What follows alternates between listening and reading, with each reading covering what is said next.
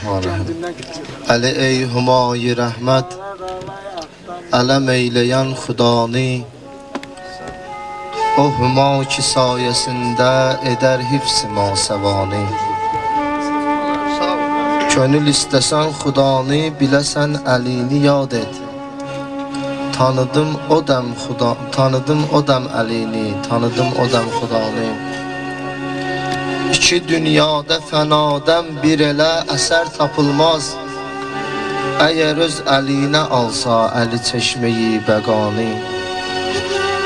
Su çilə doyunca rəhmət buludu ki bu cəhənnəm, qəzəb ateşində yoxsa külə döndərər cahanı.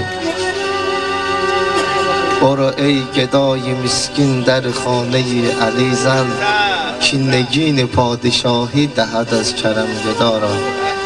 Gedib ey yazıq dilənçi qapısını döy əlinin ki üzük verib şah eylər kərəmi ilə hər gedanı.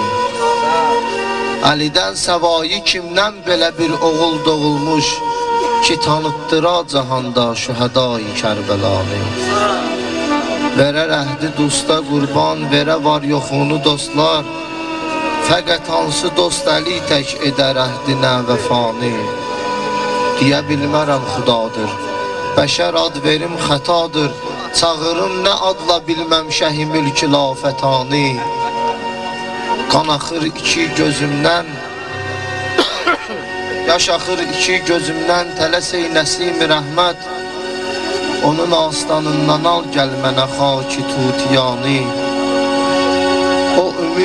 O ümidlə ki ayağın tozunu ziyarət etsin, qapına ürək sözümlə yola salmışam səbani.